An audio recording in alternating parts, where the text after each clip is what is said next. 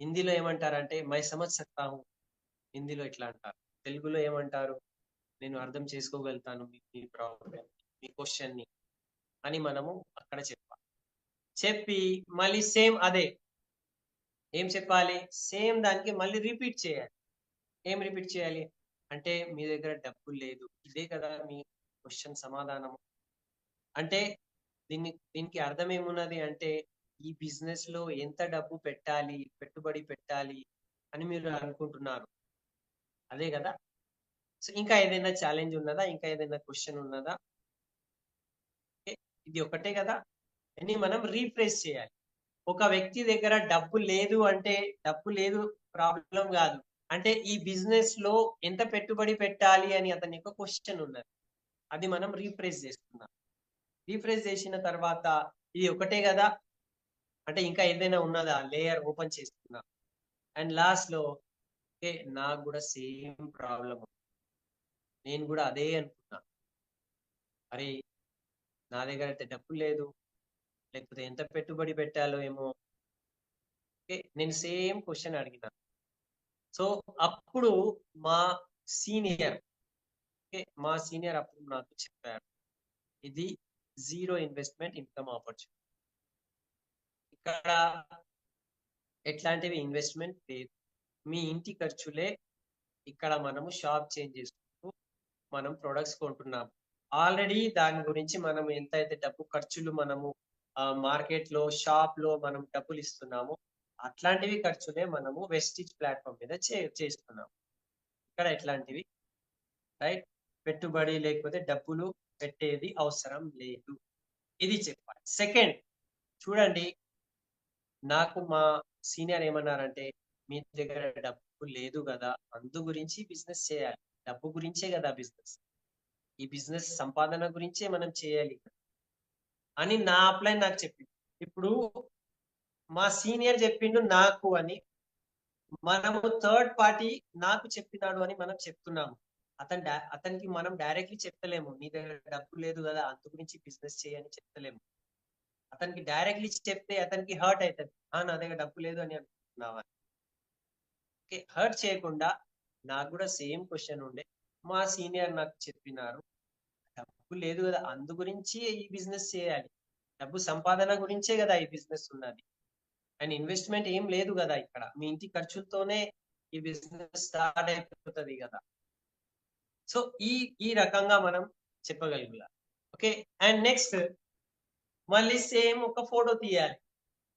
చూడండి మా senior sir ఉన్నారు, అతను క్యాబ్ డ్రైవర్ ఉంటుండే ఒక ఎగ్జాంపుల్. ఓకే లేకపోతే అతను కూడా ఒక నార్మల్ జాబ్ లో ఉంటుండే, చాలా అప్పుల్లో ఉంటుండే. ఏం అసలు డబ్బులే లేదు, చాలా పరేషానిగా ఉంటుండే. కానీ అతను పార్ట్ టైం చేసుకుంటూ ఇట్లా ఫోటో చూపెట్టి పార్ట్ టైం చేసుకుంటూ చూడండి ఇవాళ మంచి కార్ తీసుకున్నారు, లక్షల్లో ఇన్కమ్ ఉన్నది, ఫారెన్ పోయొచ్చారు. సో డబ్బులు లేకపోవడం వల్లనే అతను బిజినెస్ లో వచ్చినారు. డబ్బులు లేదు అందు గురించి ఇక్కడ కష్టపడి నేర్చుకొని సక్సెస్ తీసుకొని ఏం చెప్తున్నాము, నేర్చుకున్నారైనా. డబ్బులు లేకపోవడం వలన బిజినెస్ స్టార్ట్ చేశారు, నేర్చుకున్నారు, ట్రైనింగ్ తీసుకున్నారు, అండ్ ఇవాళ లక్షల ఇన్కమ్, కార్, ఫారెన్ ట్రిప్ వచ్చారు. మనం సమాధానం ఇస్తున్నాం. ఓకే సో ఈ ఈ పద్ధతిలో ఒకవేళ మనం సమాధానం ఇచ్చుకుంటూ పోతే అసలు ఆ వ్యక్తికి ఏమంటారు, ఎట్లాంటివి ప్రాబ్లమ్స్ ఉంటే కూడా అతను పాజిటివ్ అయిపోతారు. ఇంకొకటి కొంతమంది ఏం చెప్తారు అంటే మా భర్తతో అడిగి నేను చెప్తా, లేకపోతే మా భార్యతో మాట్లాడి నేను సమాధానం చెప్తా. ఓకే సో ఇది మనకు పోస్ట్పోన్ చేయడానికి వాళ్ళు ఏం చెప్తారు అంటే భర్త లేకపోతే భార్య పేరు చెప్పి మా ఫ్యామిలీలో అడగాలి, వాళ్ళతో అడిగిన తర్వాతనే నేను దీంట్లో జాయిన్ అవుతాను అంటే కరెక్ట్. ఏం చెప్పాలి, మీ సమాధానం, మీ మీ ప్రాబ్లం నాకు అర్థమవుతుంది. ఈ ఒక్కటేనా మీ ప్రాబ్లం అంటే హస్బెండ్ తో మాట్లాడి చెప్తాము అంటున్నారు, లేకపోతే మీ భార్యతో మాట్లాడి చెప్తామంటున్నారు. సో ఈ ఒక్కటేనా ప్రాబ్లం, ఇంకా ఏదైనా ఛాలెంజ్ ఉన్నదా మీకు? సో ఏం లేదు, ఇది ఒకటే ఉన్నది. ఓకే. చూడండి, నాకు కూడా సేమ్ ఇట్లనే సందర్భం వచ్చింది. నేను కూడా అట్లనే చెప్పిన. ఇది ప్లాన్ చూసిన తర్వాత ఓకే. సేమ్ నేను కూడా అనుకున్నా. నేను మా భార్యతో మాట్లాడి చెప్తాను సార్ అని. అనుకున్న తర్వాత అప్పుడే నేను ఇంటికొచ్చిన. ఇంటికొచ్చి మా భార్యతో నేను చెప్తున్నా. ఇదిగో ఇట్లా బిజినెస్ ఉన్నది, ఇది ఉన్నది, అది ఉన్నది.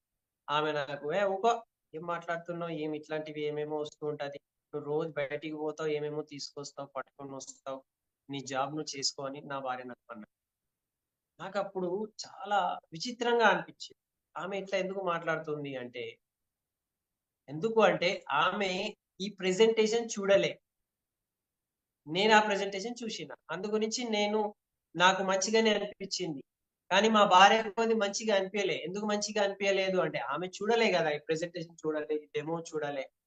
సో అప్పుడు నాకు ఏమర్థమైంది అంటే, నేను మా భార్యకి అర్థం చేపియలేను. ఎందుకంటే నాకు డెమో రాదు. ఈ మొత్తం ప్రెజెంటేషన్ నాకు రాదు. నేను ఇప్పుడే చూస్తున్నా. సో బెస్ట్ పని ఏమున్నది, మా భార్యకు కూడా మా సీనియర్ ముందు కూర్చోబెడితే ఆ సీనియరే మా భార్యకు చెప్పి, లేకపోతే మా భర్తకు ఇప్పుడు వైఫ్ చూసిందనుకో, భర్తతో అడగాలి చెప్పిందని, ఆమె కూడా సేమ్. మా భర్తకు అసలు ఆ అప్లైన్ మా సీనియర్ ముందు కూర్చోబెడితే అతను ప్రెజెంటేషన్ డెమో చేస్తే మా భర్తకు అప్పుడు అర్థమైంది. సో మీకు కూడా ఒకవేళ సేమ్ ప్రాబ్లం ఎప్పుడైతే ఉన్నది, సో నాకు కూడా సేమ్ ప్రాబ్లం ఉండే, అప్పుడు నేనేం చేసిన, నేను మా భర్త ఇద్దరము ఆ సీనియర్ దగ్గర కూర్చొని మళ్ళీ ఇంకొకసారి విన్నాము. ఓకే. అండ్ విన్న తర్వాత మళ్ళీ మేము స్టార్ట్ చేసేసినాము. అండ్ స్టార్ట్ చేసి ఇవాళ చూడండి మేము సక్సెస్ఫుల్లీ ముందుకు. సో మీరిద్దరు భార్యాభర్తలు ఇంకొకసారి చూస్తారా? ఓకే. లేకపోతే బెస్ట్ వే ఏమున్నది అంటే, అక్కడ మా దగ్గర సండే ఒక ట్రైనింగ్ ప్రోగ్రామ్ ఉన్నది. ఎవరైతే ఇట్లా సక్సెస్ఫుల్ ఉన్నారు వీళ్ళతో నేను మీకు కల్పిస్తాను. మా మేడం ఉంటారు, మా సార్ ఉంటారు. ఓకే, బుక్ చూపెట్టేసి అక్కడ మీరు ఒకసారి రండి. ఎందుకంటే ఇప్పుడు నేను ఒక్క వ్యక్తి చూసిన నా భార్యకి నేను అర్థం చేపియలే, నాకు రాలేదు, ఆ ప్రెజెంటేషన్ రాలే, ఆ డెమో రాలే. హౌస్ వైఫ్ ఉన్నదనుకో, నేను ఒకటే చూసిన కానీ నా భర్తకి నేను చూపెట్టలేను, ఎందుకంటే నాకు ఆ డెమో రాదు. సో దీని యొక్క అర్థం ఏమున్నదంటే, వాళ్ళకు మనము యాజ్ ఎ కపుల్ ఈ ప్లాన్ చూడడానికి మళ్ళీ మనము ఇన్వైట్ చేస్తున్నాము. ఒకవేళ మీటింగ్ లో లేకపోతే మళ్ళీ ఇంకొకసారి హస్బెండ్ వైఫ్ కూర్చొని ప్రెజెంటేషన్ చూడాలి. ఇదే ఛాలెంజ్ కదా, ఇంకా ఏదైనా ఛాలెంజ్ ఉన్నదా? ఐ హోప్ మీకు సమాధానం దొరికింది అని రీకన్ఫర్మ్ చేసుకోవాలి. రీకన్ఫర్మ్ చేసుకుంటేనే వాళ్ళకు ఇంకా వేరే ఏం ప్రాబ్లం లేదు అని వాళ్ళు చెప్తారు. ఓకే.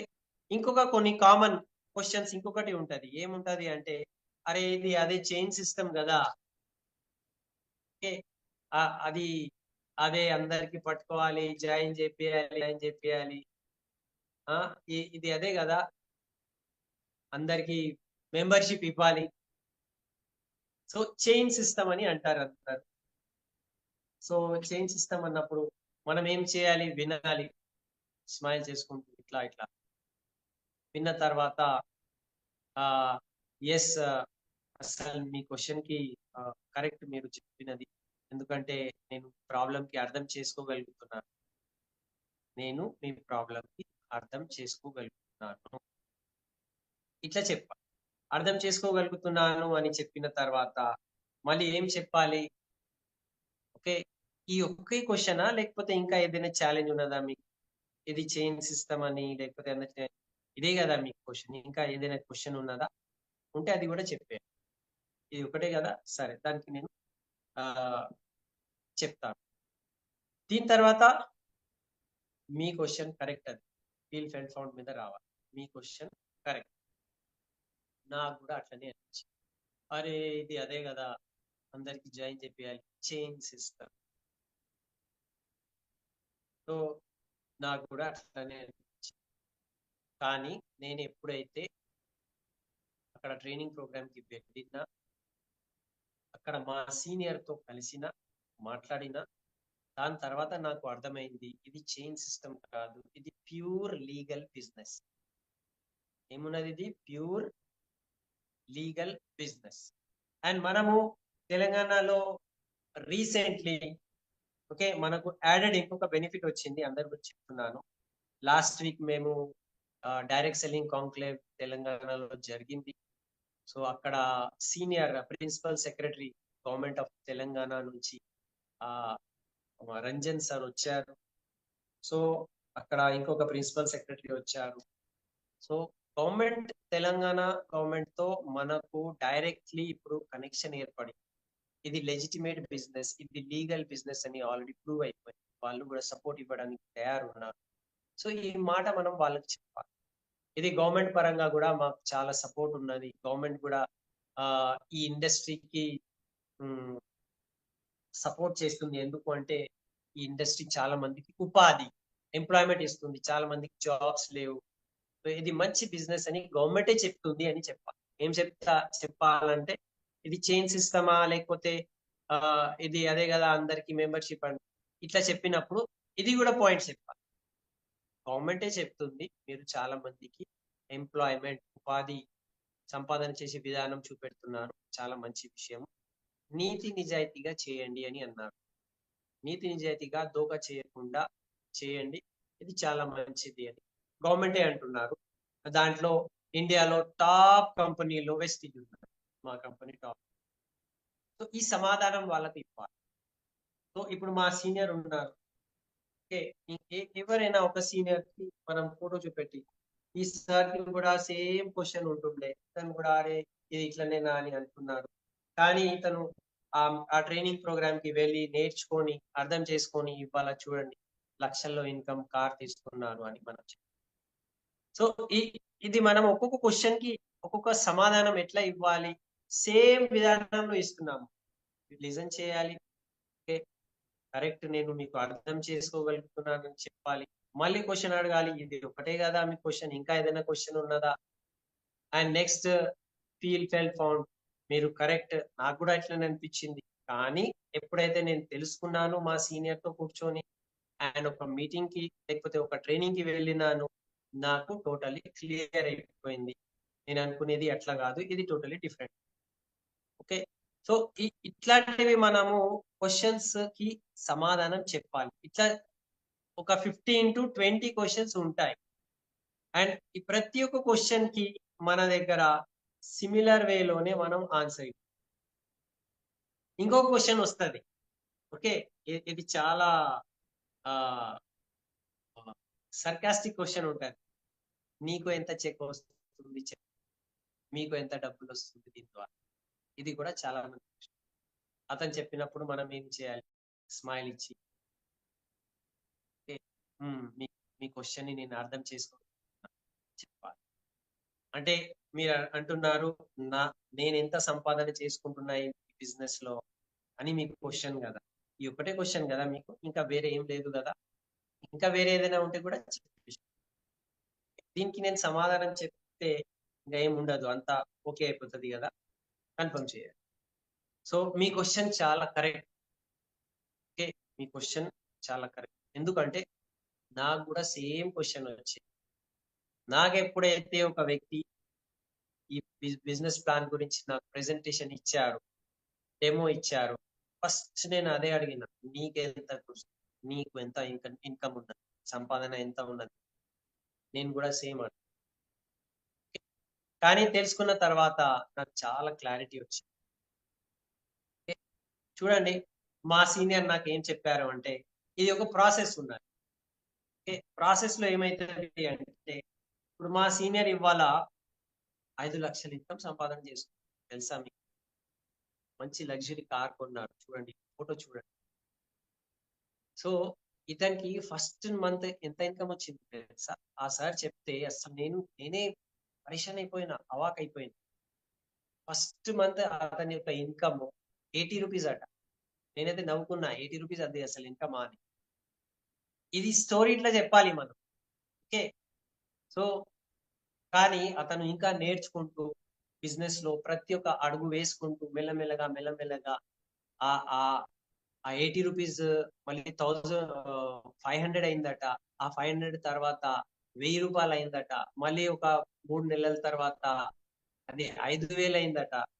అట్లా చేసుకుంటూ ఇవాళ 4 ఇయర్స్ 5 ఇయర్స్ తర్వాత అతని ఇన్కమ్ చూడండి లక్షల్లో ఉన్నది. కార్ తీసుకున్నారు, ఫారెన్ పోయొచ్చారు. ఇప్పుడు నేను కూడా సేమ్ ప్రాసెస్ లో ఉన్నా తెలుసా. ఓకే, నా నా ఇన్కమ్ కూడా ఇప్పుడు స్టార్టింగ్ కదా, నేను ఇప్పుడే స్టార్ట్ అయినా. నాకు కూడా ఒక 100 రూపాయలు వచ్చింది. కానీ నాకు అర్థమైంది, అంత అంత ఆ వ్యక్తికి మా సీనియర్ ఇవాళ లక్షల్లో ఇన్కమ్ ఉన్నది అంటే అతనికి కూడా అప్పుడు 80 రూపాయలే వచ్చింది కదా. దాని తర్వాత 300 500 వచ్చింది కదా. నేను కూడా సేమ్ ప్రాసెస్ లో ఉన్నా. అతను అడుగు జాడల్లో అంటే అతను ఒక గైడెన్స్ లో ముందుకెళ్తున్నా. సో మా మా సీనియర్ ఇవాళ 5 లక్షల ఇన్కమ్ ఉన్నదంటే రాబోయే కాలంలో నాకు కూడా మంచి పెద్ద ఇన్కమ్, ఫారెన్ ట్రిప్, కార్ కూడా రావచ్చు. ఈ విశ్వాసంతో నేను ముందుకు వెళ్తున్నా. ఎందుకంటే నేను నేర్చుకుంటున్నా. సో ఎప్పుడైతే నేను ఆ ట్రైనింగ్ ప్రోగ్రామ్ లో వెళ్ళినాను, సండే సిఇఓలో వెళ్ళినాను, అక్కడ నాకు అనిపించింది, అరే ఇవాళ మనకు ఒక 100 ఇన్కమ్ ఉన్నది, కానీ ఆ 100 ఇంకొక 1000 అవ్వచ్చు. మరి చేసుకుంటూ ఉంటే ట్రైన్ తీసుకుంటే ఆ 1000 పక్కనే ఇంకొక 0 యాడ్ చేయొచ్చు. అది లక్షల్లో. అది అక్కడ వెళ్తే నాకు అర్థమైంది. అండ్ నా లోపల ఆత్మవిశ్వాసం వచ్చింది, కాన్ఫిడెన్స్ వచ్చింది. నేను ముందుకెళ్తాను. సో మీరు కూడా ఈ సండే అక్కడికి వస్తే మీరు మీ భార్య ఇద్దరు రండి. నేను మా సార్ తో కల్పిస్తాను. ఆ సార్ది కూడా ఫస్ట్ మంత్ ఇన్కమ్ ఎంత ఉంటుండే అంటే జస్ట్ ఓకే 100 రూపీస్ కూడా ఇన్కమ్ లేదు. 2-3 మంత్స్ అతని ఇన్కమ్ 100-200 ఉంటుంది. దాని తర్వాత 1000, దాని తర్వాత ఇంత అయింది. ఇప్పుడు లక్షల్లో ఉన్నది. ఈ సార్తో మీకు పరిచయం చేస్తాను, మీరు కలవచ్చు, మాట్లాడవచ్చు. సో ఐ హోప్ నేను మీకు సమాధానం ఇచ్చినాను. మీ క్వశ్చన్ కి సమాధానం వచ్చింది కదా. సో ఎట్లా అంటారు మరి, మేడం పేరు మీద స్టార్ట్ చేస్తారా లేకపోతే మీ పేరు మీద స్టార్ట్ చేస్తారా? Okay, so online product book చేసేస్తారా లేకపోతే గూగుల్ పే చేసేస్తే మన దగ్గరలో ఉన్న స్టోర్ నుంచి నేను ఇప్పుడే బుక్ చేసేస్తాను? మన ఎండింగ్ జాయినింగ్ ప్రొడక్ట్ పర్చేస్ మీదనే రావాలి. ఓకే, సో ఇట్లా ఎన్నో క్వశ్చన్స్ కి మనం సమాధానం ఇదే వేలో. ఓకే, ఇంకా లాస్ట్ ఒకటి తీసుకుంటాను, చాలా ఉన్నాయి. మనము ఇప్పుడు స్పీడ్ అప్ చేసుకుందాం, టైం అయిపోతుంది మనకు. నాకు వేరే వాళ్ళతో సేల్ చేయడం నాకు రాదు, అంటే నేను మాట్లాడలేను. సేమ్ ఇట్లనే మీ క్వశ్చన్ కరెక్ట్, ఇది ఒకటే క్వశ్చన్ కదా. నాకు కూడా సేమ్ ప్రాబ్లం ఉండే, నాకు అసలు మాట్లాడడం, సేల్ చేయడం రాదు.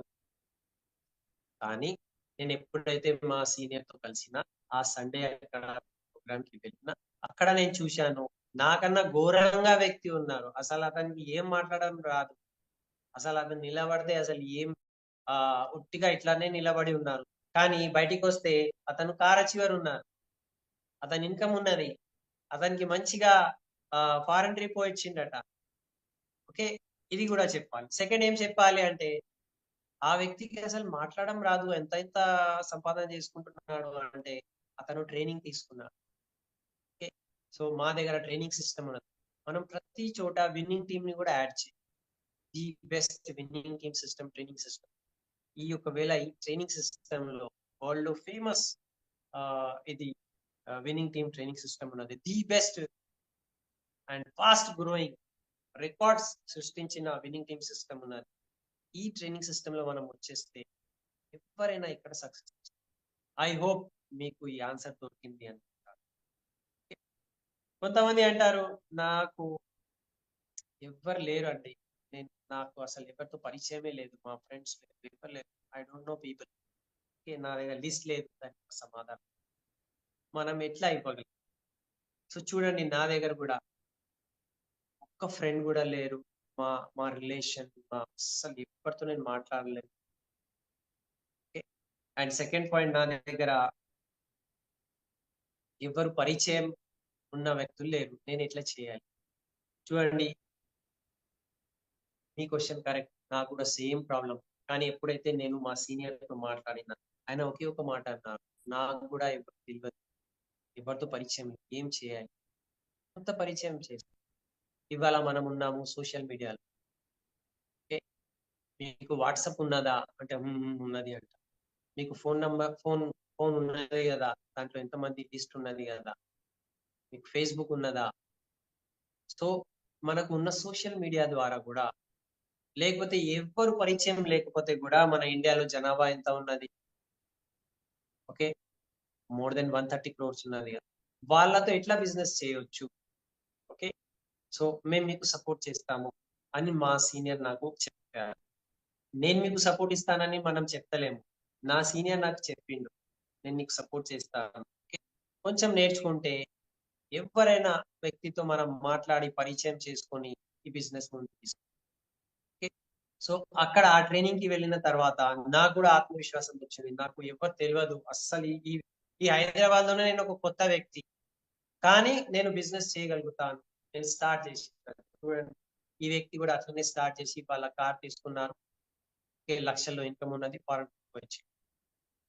సో సేమ్ ఇప్పుడు మీకు కూడా అట్లనే ఉన్నది. నేను టోటలీ సపోర్ట్ చేస్తాను. ఐ హోప్ మీకు సమాధానం దొరికింది, ఇంతే కదా. సో ఎట్లా ఎట్లా చెప్తారు మరి? మేడం పేరు మీద స్టార్ట్ చేస్తారా, లేకపోతే మీ ఐడి ఇస్తారా? అండ్ ఓకే, ఇంకొక ప్రాబ్లం, ఇంకొక క్వశ్చన్ ఉంటది.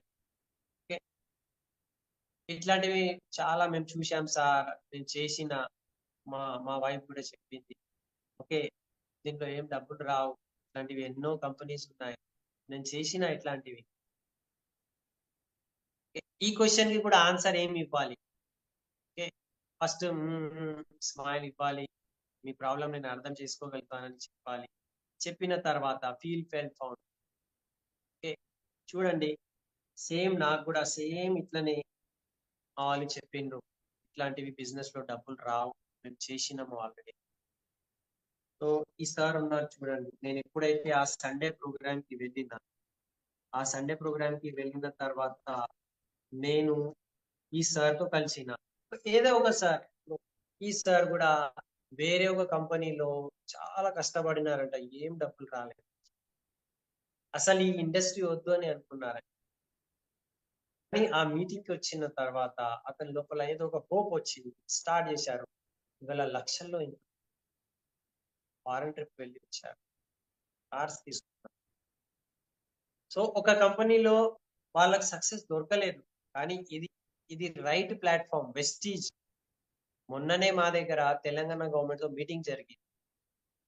కంపెనీ కంపెనీకి గవర్నమెంటే అంటుంది, మీరు మంచి పని చేస్తున్నారు, ఉపాధి ఇస్తున్నారు, ఈ మాట చెప్పాలి.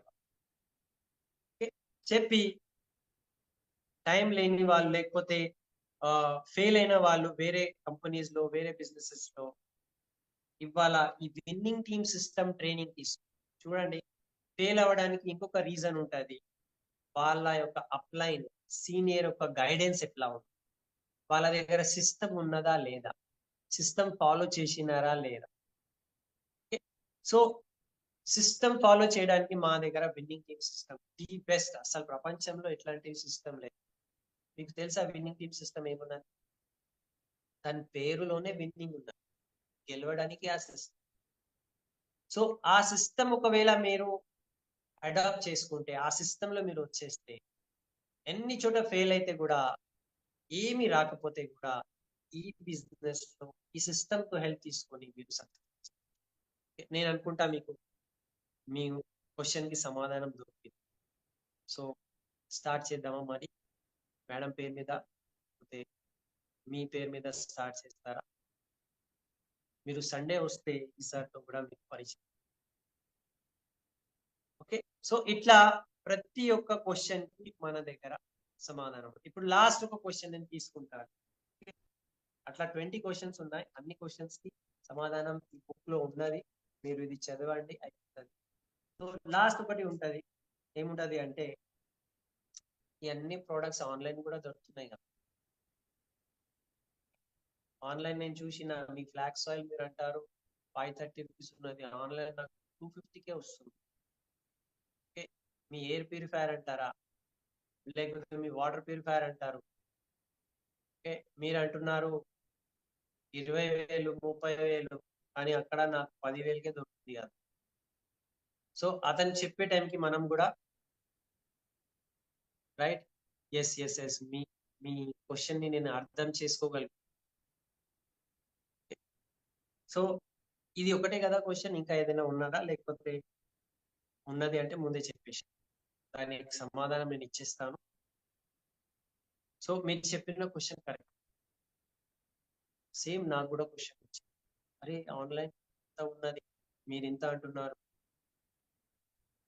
సో ఆన్లైన్ ఇంత ఉన్నది అని నేను మా సీనియర్ తో మాట్లాడిన. సీనియర్ ఏమన్నారు అంటే, ఆన్లైన్ ఏదైనా ప్రోడక్ట్ దొరుకుతుంది అంటే అది మా కంపెనీ ప్రోడక్ట్ ఉన్నది అంటే మా కంపెనీ రూల్ ప్రకారం, ఓకే, మా కంపెనీ ప్రొడక్ట్స్ మా కంపెనీ స్టోర్ ద్వారానే దొరకాలి. లేకపోతే మా కంపెనీతో రిజిస్టర్డ్ డిస్ట్రిబ్యూటర్ ద్వారానే అది రైట్ జనాల లోపల సేల్ చేయబడాలి.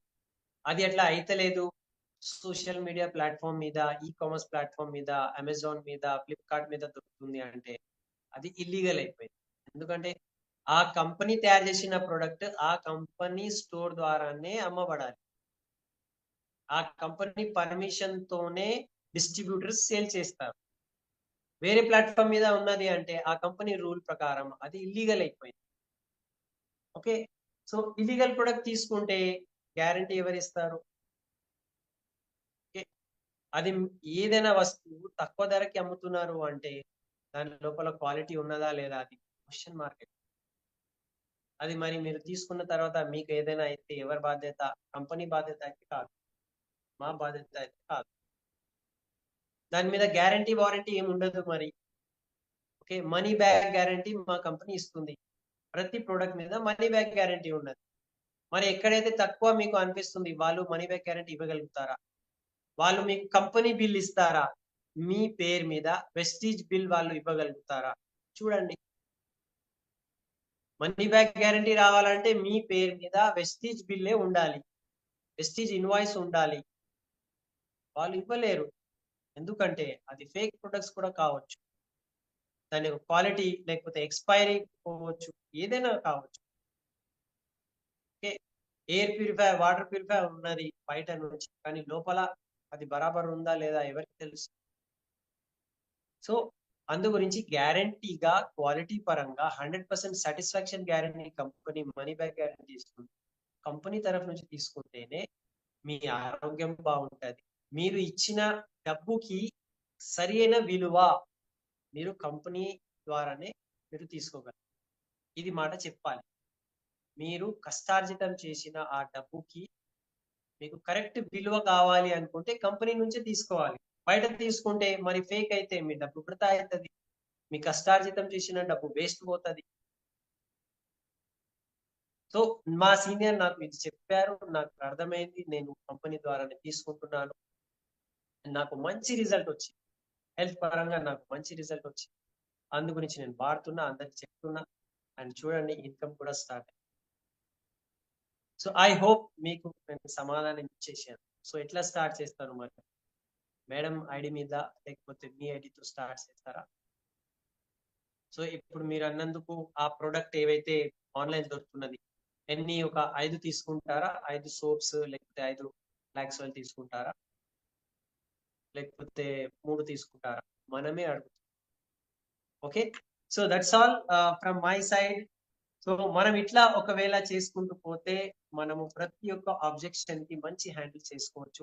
సో ఇంకా చాలా కామన్ ఆబ్జెక్షన్ హ్యాండింగ్స్ అండ్ ఇవి అన్ని మనకు మన రోడ్ మ్యాప్ సక్సెస్ లో ఉన్నది, అండ్ దీంట్లో కూడా ఉన్నది. సో రూల్ ఒకటే ఉన్నది, మళ్ళీ ఆ రూల్ నేను మీకు రిపీట్ చేసేసి నా టాక్ నేను ఎండ్ చేస్తాను. సో ఫస్ట్ రూల్ ఏమున్నది అంటే, ఏదైనా ఆబ్జెక్షన్ మనము అండర్స్టాండ్ చేసుకోవాలి, అందు గురించి లిజనింగ్ మోడ్ లో ఉండాలి. వినే అలవాటు కావాలి, వింటేనే మనం అర్థం చేసుకోగలుగుతాం వాళ్ళ ప్రాబ్లం. లేకపోతే ఏదో ఒక టక్ మని ఆలోచన లేకుండా టక్ మని తప్పు సమాధానం చెప్పేస్తే అది పాజిటివ్ పోయి నెగిటివ్ కావచ్చు. సో జాగ్రత్తగా వినండి, వినే టైంలో ఇట్లా నేను వింటున్నాను అని వాళ్ళకు తెలియచేయాలి. ఓకే, సో ఫస్ట్ లిజన్ చేయాలి, లిజన్ చేసిన తర్వాత మీ ప్రాబ్లం ని నేను అర్థం చేసుకోగలుగుతున్నాను, మనం సమझ सकता हूं అని మనం చెప్పి మళ్ళీ రిపీట్ చేయాలి, ఆ క్వశ్చన్ ని మనమే రిపీట్ చేయాలి. అచ్చా మీకు ఇదే కదా క్వశ్చన్, ఇంకా ఏదైనా ఉన్నదా? దీనికి సమాధానం ఇచ్చేస్తే ఎక్కుతుంది కదా. నెక్స్ట్ ఏమున్నది? Feel, felt, found. మీ క్వశ్చన్ కరెక్ట్. ఓకే, ఇది మనం ఫీల్ చేస్తాం. మీ క్వశ్చన్ కరెక్ట్, నాకు కూడా అట్లనే అనిపించింది. కానీ ఎప్పుడైతే నేను మా సీనియర్తో కలిసిన, ఎక్కడ కలిసిన, అక్కడ ఆ ట్రైనింగ్ ప్రోగ్రామ్ కలిసిన తర్వాత నాకు అర్థమైంది ఇది ఇట్లా కాదు, ఇది టోటల్లీ డిఫరెంట్. సో ఈ వేలో మనము అబ్జెక్షన్ హ్యాండ్లింగ్ చేసుకుంటే, ఇప్పుడు మనం 1000 ప్లాన్ లో ఉన్నాము. 1000 ప్లాన్ లో చూడండి, చాలా మంది చాలా టక ప్లాన్ చేసేసి ఫొటోస్ వేసి పెడుతున్నారు. ఓకే, లేకపోతే ఒక ప్రోడక్ట్ ఇట్లా, ఒక సోప్ ఇచ్చేసి ఇట్లా ఫోటో దిగుతున్నారు, లేకపోతే ఒక పేస్ట్ ఇచ్చేసి దిగుతున్నారు. సో ఇక్కడ అర్థం చేసుకునే పాయింట్ ఏమున్నది అంటే, 1000 ప్లాన్ ఛాలెంజ్ ఎందుకు వచ్చింది అంటే, మనం ఒక టూత్ పేస్ట్ సేల్ చేసి ఫోటో పెట్టేసి, లేకపోతే సోప్ సేల్ చేసి ఫోటోస్ పెట్టేస్తే మనకు రికగ్నిషన్ రావచ్చు. నాది 1000 అయిపోయింది అని రికగ్నిషన్ రావచ్చు, కానీ మీకు ఇన్కమ్ కూడా పెరగాలి కదా, టీమ్ సైజ్ కూడా పెరగాలి కదా, పెద్ద బిజినెస్, పెద్ద టర్న్ ఓవర్, పెద్ద income, foreign trips, luxury car రావాలి కదా. కంపెనీ మనకు ఇస్తున్న ఇప్పుడు స్టార్ క్రూజ్ ట్రిప్ కి మనం వెళ్ళాలి కదా. మీరు, మీ భార్య, మీరు, మీ భర్త, ఫ్యామిలీతో వెళ్ళాలి కదా. ఓకే, లండన్, స్కాట్లాండ్ ట్రిప్ కి వెళ్ళాలి కదా. నెక్స్ట్ నవంబర్ లో రాబోయే 2025 నవంబర్ లో థాయిలాండ్ ట్రిప్ కి మీరు వెళ్ళాలి కదా. మీరు కార్ అచీవర్ కావాలి, మీకు పెద్ద రికగ్నిషన్, ఇన్కమ్ కావాలి అనుకుంటే, ఈ 1000 ప్లాన్ లో మనము ఈ ఆబ్జెక్షన్ హ్యాండ్లింగ్ మంచిగా మనం చేసుకుంటే వాళ్ళు జాయిన్ అవుతారు. 100 PV కాదు, చాలా మంది ఓకే ఫాస్ట్ స్టార్ట్ 8% తో కూడా జాయిన్ అవుతున్నారు. జాయిన్ కావాలి, అట్లా మనం మాట్లాడాలి. 10,000 రూపీస్ తో జాయిన్ చేస్తే వాళ్ళు ఇమ్మీడియట్లీ ఫాస్ట్ స్టార్ట్ 8% అయిపోతారు. ఫాస్ట్ స్టార్ట్ 8% అయిపోతే ఏమవుతుంది? వాళ్ళకు అడిషనల్లీ ఇన్కమ్ ఎక్స్ట్రా ఉంటది. 5% కన్నా 8% ఇన్కమ్ ఉన్నది. అండ్ 750 రూపీస్ వోచర్ ఉంటది, రికగ్నిషన్ ఉంటది. అండ్ ఇంకొకటి, మనం ఇట్లా ఫాలో చేసుకుంటే V20 5 crore పూల్ క్లబ్ లో కూడా ఇన్కమ్ రావచ్చు. సో ఇన్కమ్ పెరుగుతుంది, టీమ్ సైజ్ పెరుగుతుంది, ఫారెన్ ట్రిప్ వస్తుంది, ఇవన్నీ రికగ్నిషన్ వస్తుంది. సో దీని వెనుక మనము మన ఆబ్జెక్షన్ హ్యాండ్లింగ్ రైట్ వేలో చేసుకుంటే జాయినింగ్స్ బాగా మంచిగా అవుతాయి. అండ్ జాయినింగ్స్ అయితే టీమ్ సైజ్ వస్తుంది, టర్న్ ఓవర్ పెద్దగా అవుతుంది. ఓకే, సో అంతే నేను చెప్పబోయేది. ఇది చాలా ఇంపార్టెంట్ విషయం ఉండే అబ్జెక్షన్ హ్యాండ్లింగ్ అనేది. సో ఇవన్నీ మనము ఒకేసారి రాదు.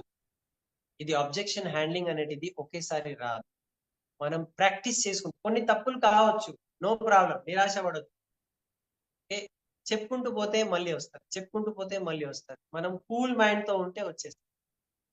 ఓకే, సో ఇది ప్రాక్టీస్ చేయాలి. రోజు మనము ముగ్గురు నలుగురికి మనం ప్లాన్ చెప్పే టైంలో ఇది ప్రాక్టీస్ చేస్తే ఇది మన లోపల అలవాటు వచ్చేస్తుంది. అండ్ ఈజీలీ మనము హ్యాపీగా దీనికి హ్యాండిల్ చేయగలుగుతాం.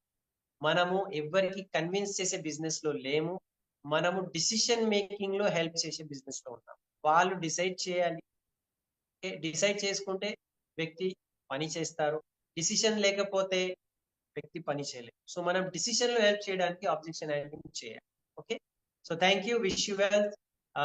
నేను అనుకుంటాను ఇవాళ మంచిగా మనం నేర్చుకున్నాము, ఇది మీకు చాలా ఉపయోగం పడుతుంది అని నేను అనుకుంటున్నా. So thank you. Back to మళ్ళీ మన ప్రసాద్ సార్.